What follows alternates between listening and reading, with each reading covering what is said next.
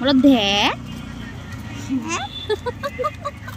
বলো ধে, এই আমার ছেলেকে বলে বলে এসব বলা বলো ধে।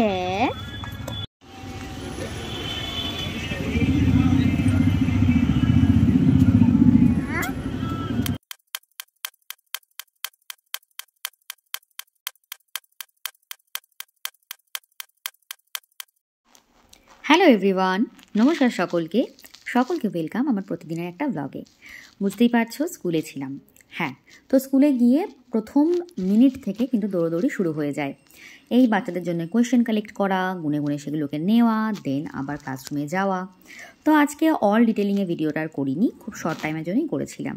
এই যে বাচ্চারা আসলো, পরীক্ষা দিয়ে চলেও গেল।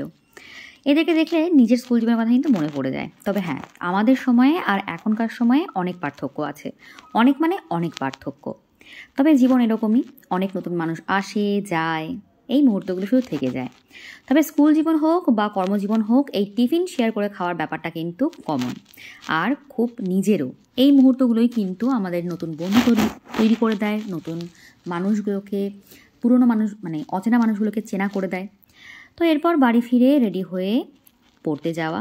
তো এই কদিন খুব স্ট্রেসড যাচ্ছে, সকাল বিকেল পড়ানো, দেন মাঝখানে স্কুল, একদমই রেস্ট পাচ্ছি না। তো পড়াতে গিয়ে আজকে সন্ধ্যায় এই টিফিনটা ছিল। তো এরপর বাড়ি এসে আর কোনো প্ল্যান ছিল না, দিয়ে হঠাৎ বুবাইয়ের কল আসলো, বিকালে বেরোতে হবে।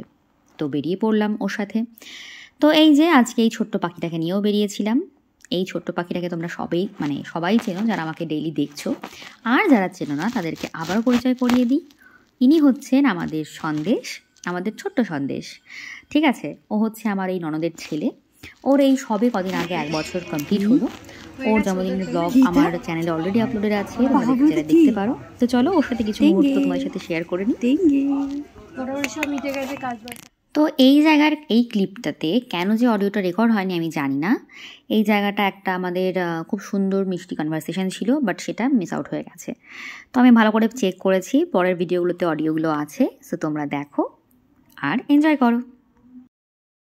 এই কি করে বললি? এ বল, এই ও চাট বললো। এ বল বল বল, কি বললি? বল চাট, বল বল বল, বল বল চাট, বল চাট। না না তুই বল আগে, বললি যে বল।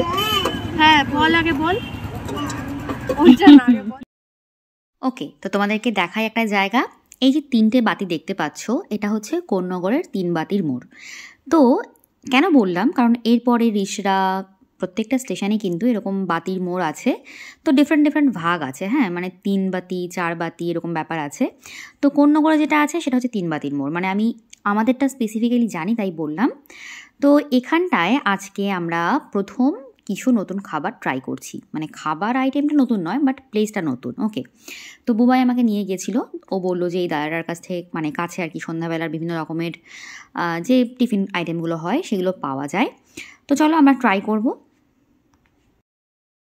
একটা টিকিয়া চাট করে দাও, একটা পাপড়ি চাট করে দাও। কত পুরি তো? বলো ধে, বলো ধে, এই আমার ছেলেকে বলে বলে এসব বলা বলো ধে, ও বলো ধে।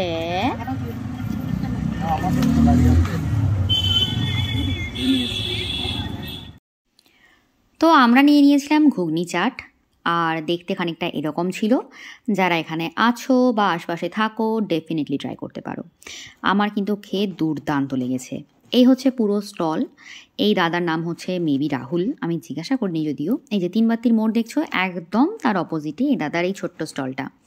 এখানে নানান রকমের আর কি এরকম স্ন্যাক্স আইটেম সন্ধ্যাবেলাকার পাওয়া যায়। আমার তো খেয়ে ভীষণ ভালো লেগেছে, পুরো ঘরের খাবার খেয়েছি মনে হলো। আর খেয়ে কোনো রকম কিন্তু মানে কষ্ট হয়নি। অনেকের দেখবে অনেক রকম ব্যাপার থাকে, খাবার খাওয়ার পরে ভালো লাগে না। তো আমি বাড়ি আসার পরে এই যে ইনি নাচতে নাচতে আমার কাছে এসে গেছেন, ইনি হচ্ছে মুন্নু বুড়ি। তো ওকে একদম আমি জন্ম থেকে একদম, আর ও হ্যাঁ সাইড ওর মা কালী বুড়ি। তো মানে কালীকে তো আমি জন্ম থেকে দেখিনি, বাট মুন্নুকে কিন্তু সেই জন্ম থেকে আমি দেখছি। আর ওই যে দূরে একজন দাঁড়িয়ে, ও হচ্ছে পল্টু, ও হচ্ছে মুন্নি বুড়ির ছেলে। ওকে, তো এসব অনেক স্টোরি, আজকে মন ভালো আছে বলে ফেললাম। তো এরপর আজকে রাতে ওটস আর যে তরকারি ছিল সেই দিয়েই ডিনারটা হয়েছে। তো এই ছিল আজকের ভিডিও, কেমন লাগলো অবশ্যই জানিও, আর অবশ্যই কিন্তু লাইক, কমেন্ট, শেয়ার, সাবস্ক্রাইব করে পাশে থেকো। তো চলো দেখা হচ্ছে নেক্সট ব্লগে, টাটা।